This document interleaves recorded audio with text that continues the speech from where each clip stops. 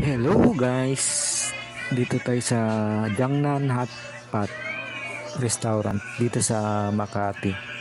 So salamat po nag-invite sa akin dito sa VIP room pala po ito oh. Napaka-social naman dito.